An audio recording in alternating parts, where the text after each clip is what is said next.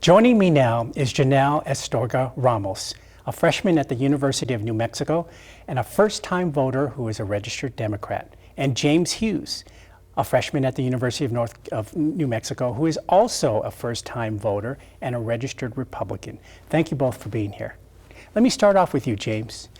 You are very angry at the Washington establishment, and you feel that it has ignored the working class Republican Americans. Why do you feel so strongly about that? Well, because a lot of cases, Washington politicians, they live in a bubble.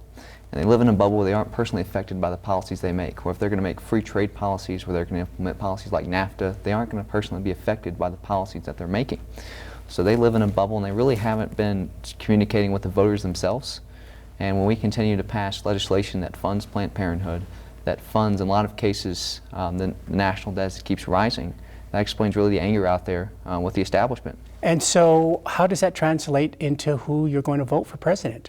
Well, I'm going to vote for, I think John Kasich, Ted Cruz, or Donald Trump would make a much better president than Hillary Clinton or Bernie Sanders.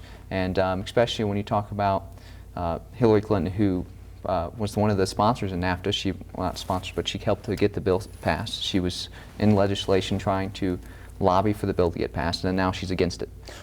When Donald Trump, given that his momentum is most likely to carry him to the nomination, unless something happens between now and June, why is Trump fit to be president?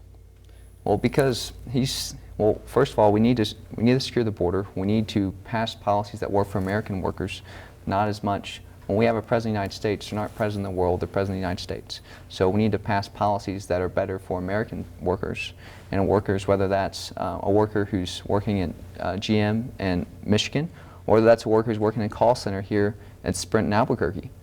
We need policies that reflect American workers and not as much workers abroad. When you hear comments from candidate Trump, who disparages women, and even his recent comment, James, that women who have abortions should be punished, even though he backtracked on that, how do you respond? Well, he did come back and revise his statement and say that doctors who provide either it's late-term abortions would be able to be punished, not necessarily the women themselves. So that doesn't reflect his position. Janelle, what, as a first-time voter, how are you responding to the climate out there from both sides of the parties? What does it mean to you as a first-time voter? As a first-time voter, I kind of see like the extremists on both parties. We have Donald Trump for the Republican Party and Bernie Sanders for the Democratic Party. So you kind of have like conflicting views that really is all the media focuses on, and not really the big issues that we want to hear as first-time voters. What are you going to do for our community, for our nation? And instead it's just very back and forth with the extremists. So specifically in terms of what's important to you, what is getting buried into the campaign speeches and the debates? And I think a lot of it has to do with what's going on locally. We talk a lot about what the media is covering, and it's mostly just about, you know, well, immigration, education reform, and things like that. But there's stuff buried under there that what's going to happen with police brutality, what's going to happen with systematic racism when this president does get elected, what's going to happen with all these underlying issues that people aren't talking about that are very systematic, that we can't really see firsthand. When you hear candidate Donald Trump vowing to deport millions of illegal immigrants, how does that make you feel? Well, first of all, it's impossible for him to deport every single immigrant that lives here in America, but people are taking a stand against it. And just in California recently, 40% of their immigrants have filed to become citizens just so they can vote against Donald Trump. So is it terrifying and motivating in terms of energizing the Latino base? Yeah. How would you interpret it? I definitely think it's a combination of both. Obviously, if you're undocumented, you're going to be scared and afraid for your family and the security of where you're going to be living next or what's going to happen. And if you are documented and you have the right to vote and you want to vote, then you obviously have that, I guess, motivation. If you have people in your family who are undocumented, if you have friends who are undocumented, you want to vote for them so that they are also safe. James, as a first-time voter, how would you propose bringing the Republican Party together in a more inclusive way, given the kind of remarks that you're hearing, the clash, the confrontations that are occurring? Well, I think let's not confuse illegal immigration with immigration, because I come from a family of immigrants, and to say that illegal immigration and immigration are one and the same, are not. Because a lot of cases you have people who went through the process, they went for the right process, they've worked their way through the system, and now you have some cases where you have some politicians who think that people came here undocumented should get ahead of the line, which is not really what I think the Hispanic community wants. So we can be more inclusive, and the Republican Party is trying to be more inclusive, and we want more Hispanics to come because we think we have the best message for all people of all ethnicities, and we have the best message for people of all races and genders. Do you have concern that the kind of hyper rhetoric in these campaigns is more likely to turn off young voters and turn out in November? Well, we need, positive rhetoric, so obviously you don't want damaging rhetoric, but we need to look at the policies themselves, and the issues themselves is really what elections should be about. Not as much as the flashy comments. It should be about what are the best policy for voters. And there's a lot of cases where we have candidates on the Democratic side, especially Hillary Clinton, who obviously has changed her mind on whether illegal immigration, well, she was against it, and now she's saying, well, I'm going to do everything I can for people can't be deported. And then you have these constant switches in policies.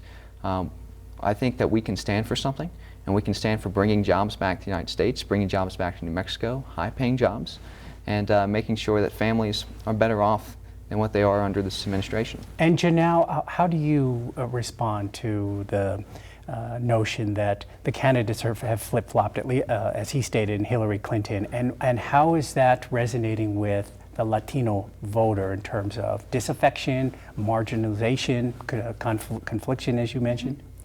I definitely agree that we should stay focused on the policies and stop just flip-flopping, as he said. A lot of what we see are candidates who promise all of these great things, we're gonna get rid of, we're gonna lower taxes, we're gonna do this, we're gonna do that, but once they become president, it's not what they said, and it's completely just different. And obviously it takes a while for policies to get implemented when you become president, but we should stick to what you are saying. And if we aren't talking about the policies and not talking about what you're gonna do as president and how you're gonna do it, which is the big part for me, is we hear all this stuff, but how are you gonna do it?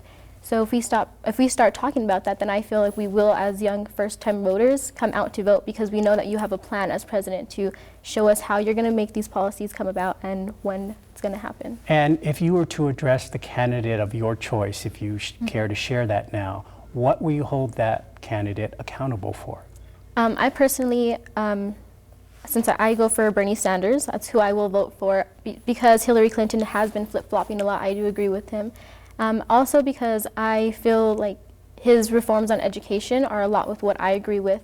And I kind of feel that education is a big part of our lives, and if we don't have good education and if we don't have higher education, then where are we going to go? How is our economy going to get better? How are we as people going to grow and be better people? And James, what specifically would you hold Donald Trump accountable, and what would you insist that he refrain from if your proposal to bring the party together and a more inclusive electorate in terms of moving forward and addressing the issues that you care most about?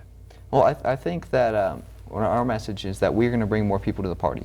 And I don't have to agree with everything a candidate says to vote for him. I don't have to agree with him 100% on every single issue. And to go back to your point about education, especially as college students, people my age are very concerned about higher education. But it's also really disingenuous to tell students that we're going to have free education, free health care, and we're $19 trillion in debt. We can't afford these things. So we can say we want free education, but that's really being disingenuous to young students my age who want to get through college without student loan debt. And there's a lot of things we can do that aren't necessarily free education.